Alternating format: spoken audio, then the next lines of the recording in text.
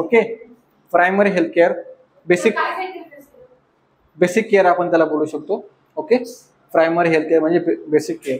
तुम्हाला primary health centre माहिती आहे, सब सेंटर माहिती आहे.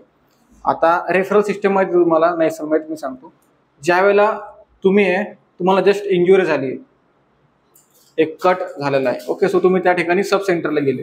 सब सेंटर त्या ठिकाणी तुम्हाला बँडेजिंग करणार, ड्रेसिंग करणार, त्यासाठी वुंडला हील करण्यासाठी प्रॉपरली मेडिकेशन तुम्हाला प्रोव्हाइड करणार.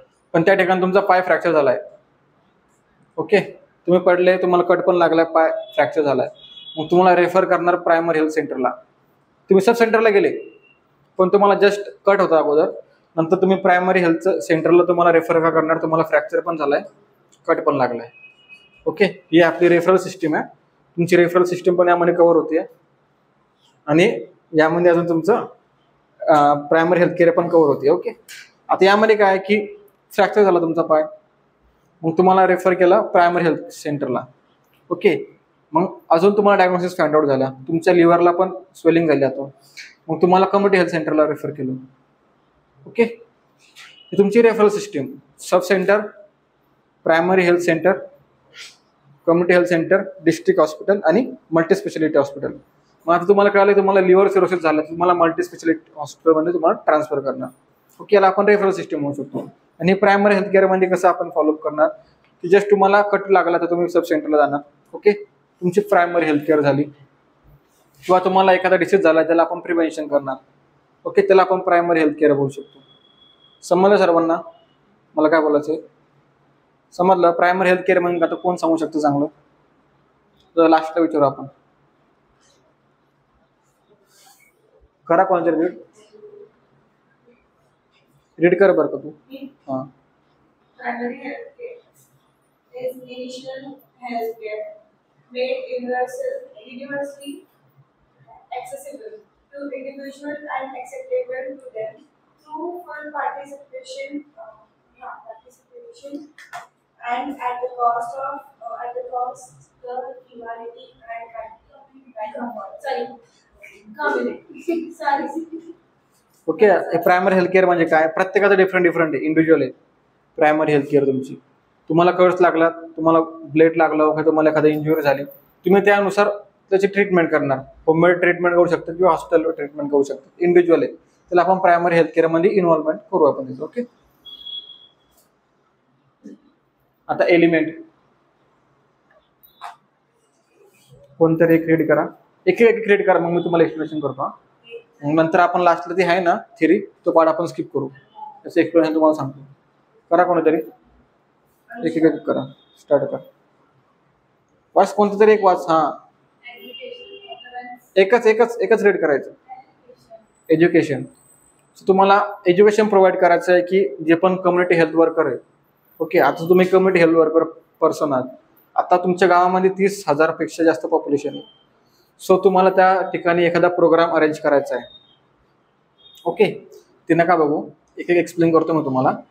तुम्ही त्यानंतर तुमच्या वेळेला लिहू शकतात. खाली पण थेरी पार्ट आहे, पण समजणार नाही म्हणून सांगतो. आता एज्युकेशन आहे, थोडं इकडे बस बरं. एज्युकेशन आहे. आता एज्युकेशन तुम्ही कसं प्रोव्हाइड करणार? हेल्थ एज्युकेशन झालं. आता तुम्हाला तुमच्या एन्व्हायरमेंटमध्ये जर का मॉस्किटो जास्त स्प्रेड होत आहे, सो तुम्ही त्याला कसं प्रिव्हेन्शन करणार? ओके. मॉस्किटोला आपण कसं स्वतःसाठी प्रिव्हेन्शन करू शकतो? लाईक कोणते डिसीज होणार आपल्याला मॉस्किटोमुळे? मलेरिया होणार, डेंग्यू होणार.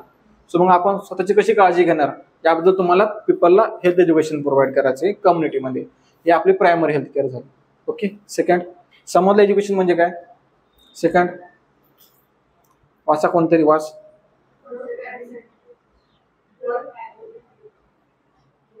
Drug ability. आता ड्रग ॲबिलिटी म्हणजे की जसं असं की ऐका ड्रग अवेलेबिलिटी, इथे ॲबिलिटी नाही आहे, मी तेच म्हणलं ॲबिलिटी म्हणजे काय, म्हणून मी तिकडे बघितलं. Okay, sorry. त्यासाठी ड्रग अवेलेबिलिटी म्हणजे की जसं आता तुम्ही गेलेले आहेत, तुम्हाला आपण एकच डिसीज कंडिशन पकडू किंवा तुम्हाला टीबी झालेला आहे, स्वतःला तुम्हाला टीबी झालेला आहे. ओके. सो तुम्हाला टीबी झाल्यानंतर तुम्ही कम्युनिटीमध्ये गेले. आता मी कम्युनिटी हेल्थ नर्सिंग आहे, ऑफिसर आहे, समजा मी CHO आहे, कम्युनिटी हेल्थ ऑफिसर. सो मी त्या ठिकाणी तुम्हाला ड्रग्स फॉलोअप करणार.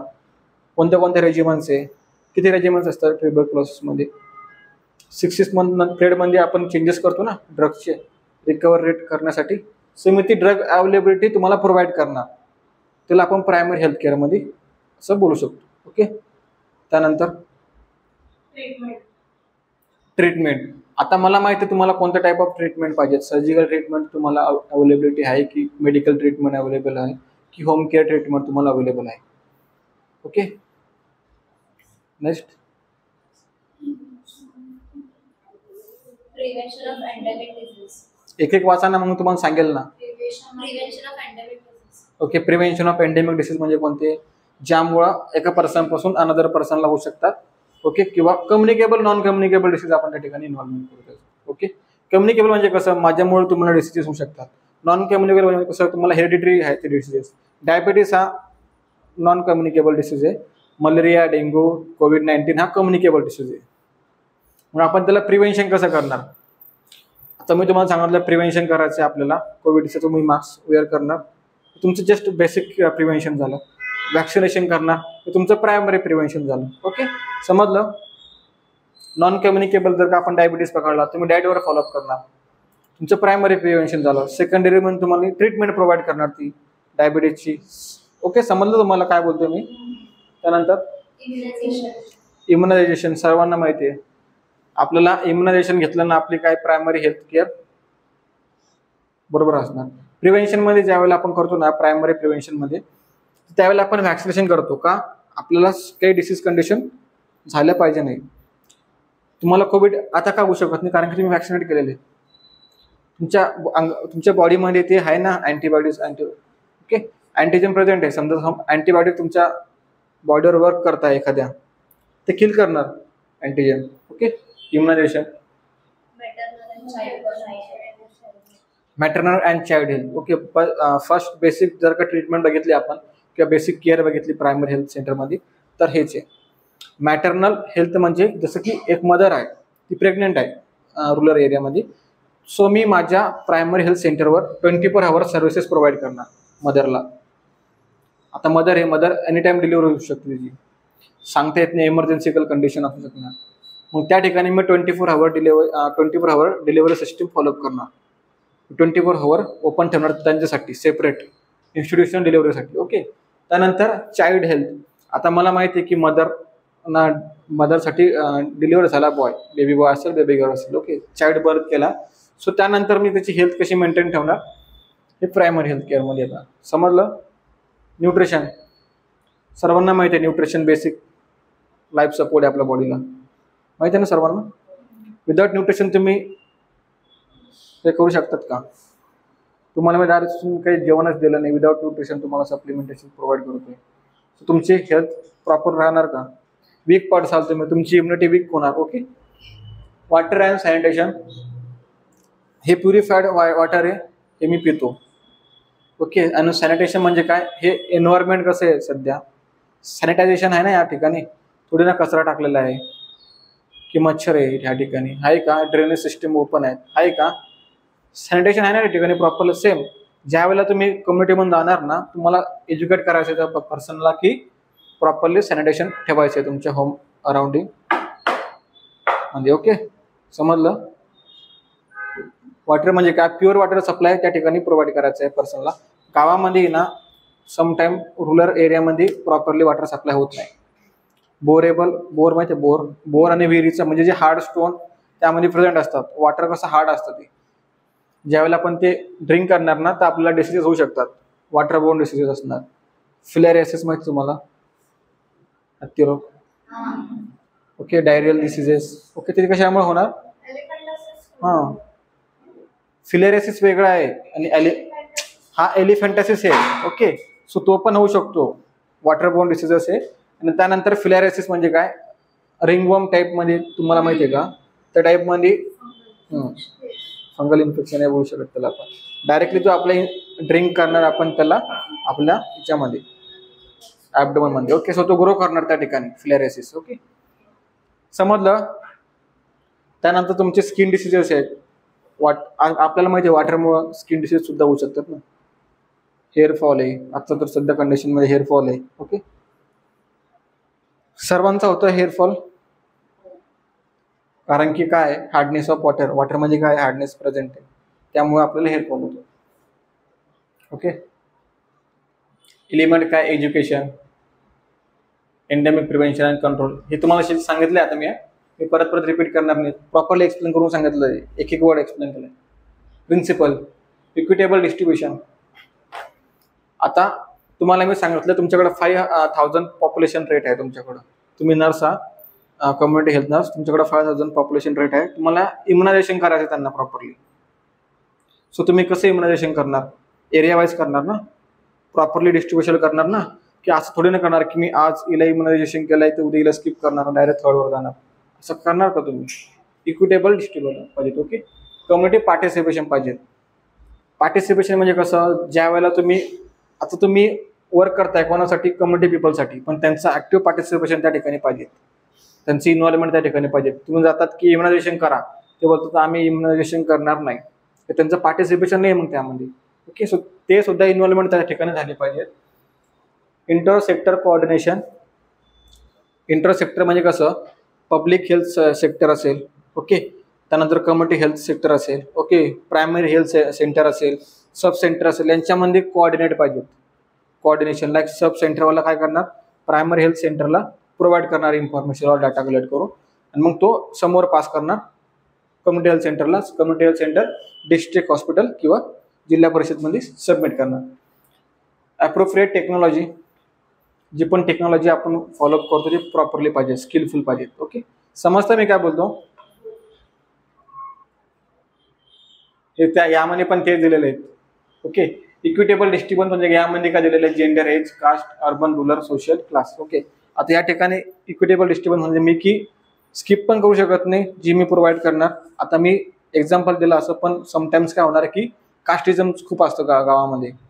मी हे एक्झाम्पल दाखवतो तुम्हाला की आता ही डिफरंट कास्टची पर्सन, ही डिफरंट कास्टची पर्सन आहे. सो मग मी त्या ठिकाणी काय करणार की हिला जास्त फॉलोअप करणार, हिला कमी करणार. गावामध्ये खूप असतं, म्हणून इक्विटेबल पार्टिसिपेशन किंवा इक्विटेबल डिस्ट्रीब्युशन त्या ठिकाणी आपल्याला पाहिजे. कम्युनिटी पार्टिसिपेशन, ऍक्टिव्ह पार्टिसिपेशन पाहिजे त्यामध्ये. इंट्रोसेक्टरल कोऑर्डिनेशन म्हणजे काय, education, agriculture, animal husbandry, food industry, education, housing, public worker, communication. Okay. तुम्हाला ते सांगितलेलं आहे. ज्यावेळेला आता प्रायमरी हेल्थ सेंटर आहे, सब सेंटर आहे, कम्युनिटी हेल्थ सेंटर आहे, ओके, सो यांच्यामध्ये ऑल इन्व्हॉल्वमेंट कोणाचं पाहिजे, यांचं, बाकीच्यांचं. ओके.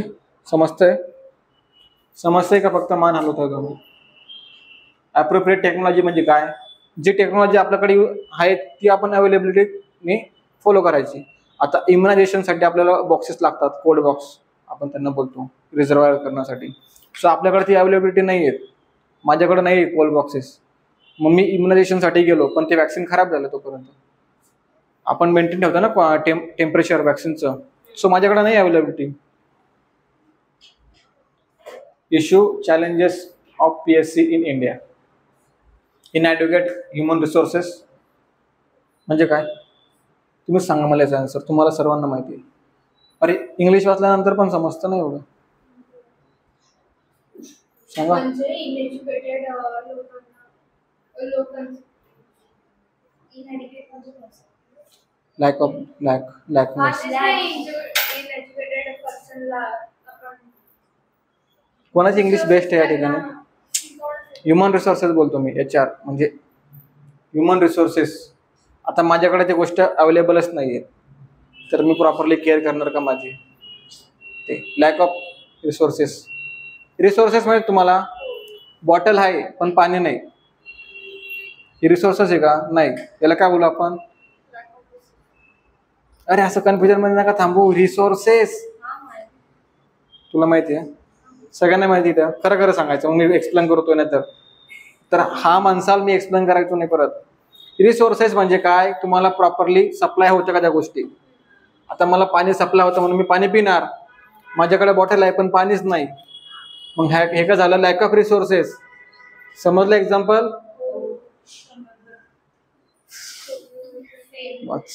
आता मला याचा आन्सर तू सांगणार. Failure to delivery universal. English improvement करा स्वतःची. अरे हे सिंपल आहे ना, आता एवढं शिकवलं तुला समजलं, सांगू शकतेस. म्हणजे डिलिव्हर इक्वली डिलिव्हर करणार. अरे फेल्युअर टू डिलिव्हर युनिव्हर्सली म्हणजे की ज्या वेळेला मला ऑल तुम्हाला सर्वांना बॉटल सप्लाय करायचे आहेत, हा ते सर्वांना इक्वली तर मी असं नाही की बाबा माझ्या वर्क प्लेसला हीच जवळ आहे म्हणून मी याला सप्लाय करणार, ती लास्टला आहे म्हणून मी लॅकअप करणार त्या ठिकाणी. ओके, समजलंय काय बोलतो मी? आता मला वॅक्सिनेशन प्रोव्हाइड करायचं तुमच्या गावामध्ये, हे किती माझ्या समोर 10 गाव आहे, हे गाव माझ्या शेजारी जवळ आहे म्हणून मी लगेच ट्रान्सपोर्टेशन सिस्टीमने प्रोव्हाइड करणार, पण ते गाव माझ्यापासून खूप लांब आहे, बॉर्डरवर आहे माझ्या. मी काय करणार, त्यांना सोडून देणार का? नाही, मला प्रॉपरली इक्वलिटी त्या ठिकाणी पाहिजे. डिस्ट्रीब्युशन जे करतो ना मी, डिलिव्हर करतो ना, जे पण इम्युनायझेशन ते मी प्रॉपरली केलं पाहिजे. या गावामध्ये पॉप्युलेशन जास्त आहे, ह्या गावामध्ये कमी आहे, तर मी ह्या गावामध्ये जास्त तुम्ही एवढेच देणार, जिकडे कमी तेवढेच देणार. समजलं? पुअर सांगायचं आन्सर हे तर सांगू शकतात. तू नाही बाबा, बाकीचे जे हुशार आहेत, हुशार म्हणजे हुशार कोणीच नाही असं वाटतंय मला तर आता. अरे सांगा तर आता याचा आन्सर तर सांगू शकतात.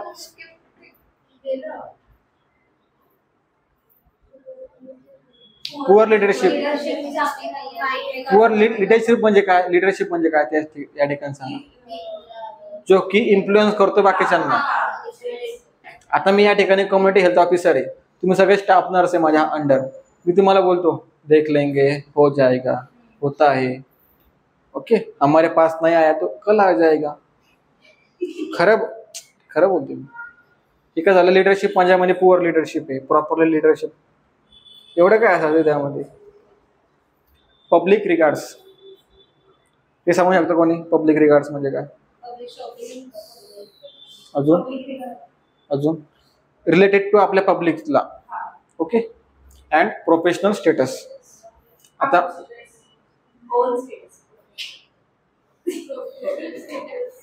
ठीक आहे, फंडिंग.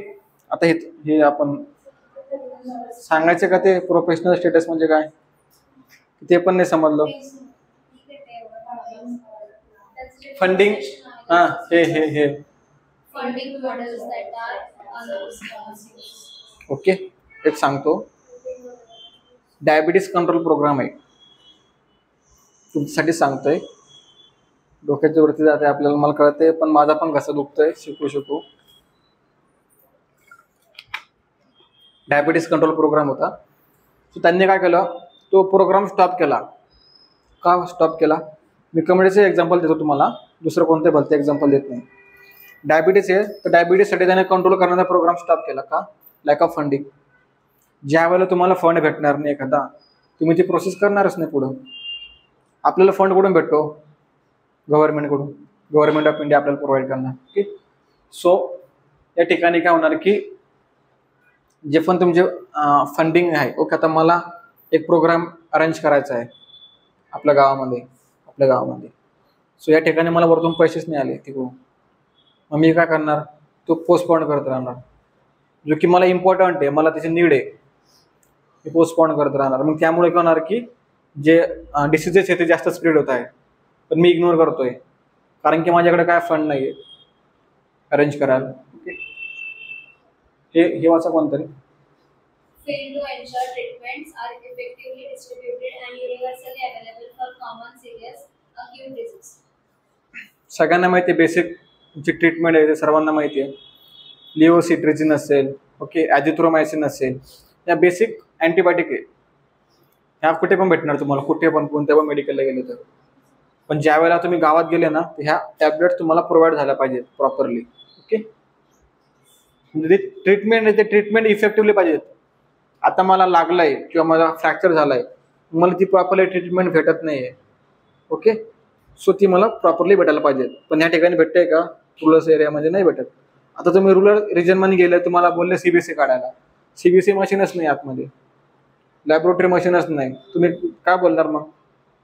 गव्हर्नमेंट आपल्याला लुटतंय, पण गव्हर्नमेंट लुटतंय का नाही? गव्हर्नमेंट वरतून फंड पाठवत नाही म्हणून ते लोक वर्क करत नाही.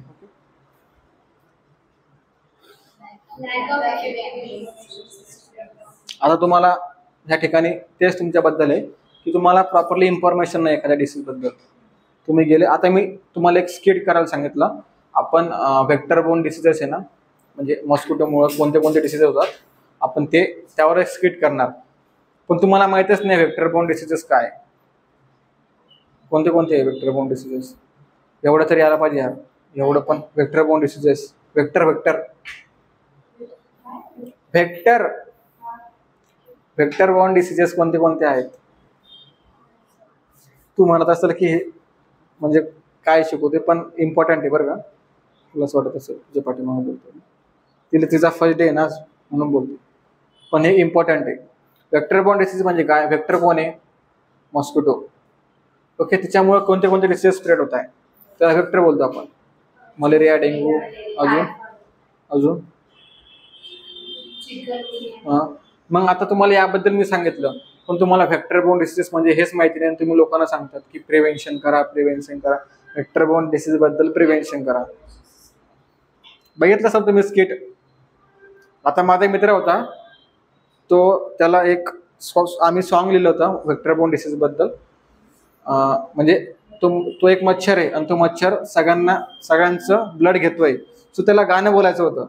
ओके, त्याचं गाणं बघायला म्हणजे त्याचं गाणं आम्ही त्याच्याकडून पाठ करायला 8 दिवस लावले. 8 दिवस काय की त्याचा आवाज चांगला होता म्हणून. त्याच्या पाया पुढे पुढे बोललो, तुझा आवाज चांगला आहे, ऐक तू बोलू शकतो हे गाणं.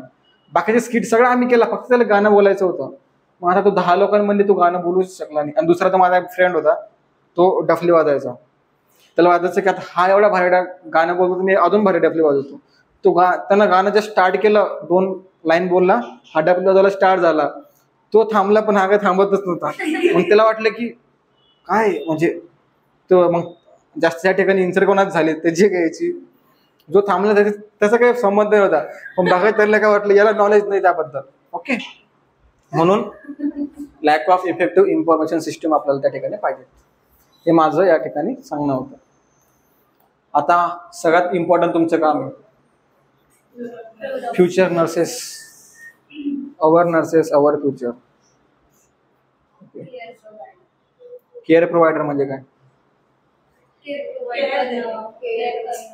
ओके. अजून एज्युकेटर म्हणजे काय,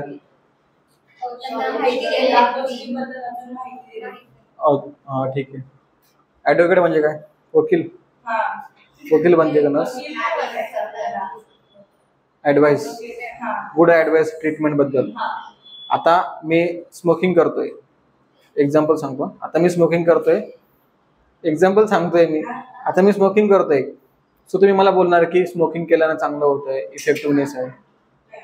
आता तुम्ही माझ्या ऍडव्होकेट आहे, मला तुम्हाला चांगले ऍडवाइस देणार. तुम्ही बोलणार तंबाखू खाल्ल्यानं डायरेक्ट हे होतंय. ओके, हां. सो मग तुम्ही ते मला असं सांगणार का, नाही. त्यानंतर मॅनेजर, मॅनेजर म्हणजे काय,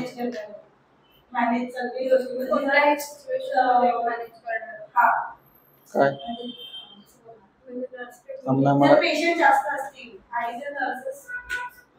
हा बरोबर सांगते. हा हा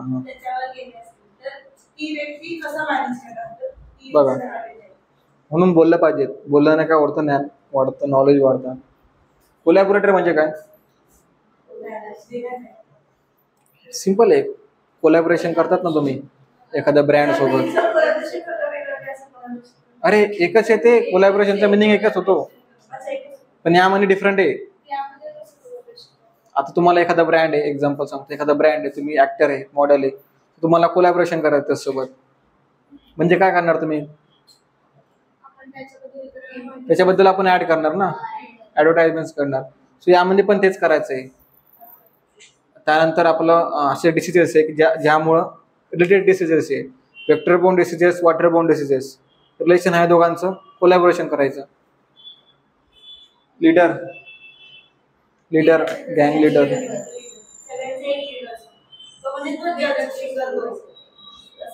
नर्सेसचा रोल सांग मला या ठिकाणी. लीडर म्हणजे काय, लिडरशिप डेव्हलपमेंट म्हणजे की प्रॉपरली वर्क डिस्ट्रीब्युशन करून देणे, त्याला आपण लीडर बोलतो. अरे इन्चार्ज माहिती, इन्चार्ज काय करते, 4 स्टाफ नर्सेसच्या अंडर आहे, तर मग ते 4 स्टाफला 4 पेशंट वाटून देईल, त्यांचं काम पण वाटून देईल आणि ते चिलमध्ये बसून राहील. ओके, ती झाली लीडर. रिसर्चर,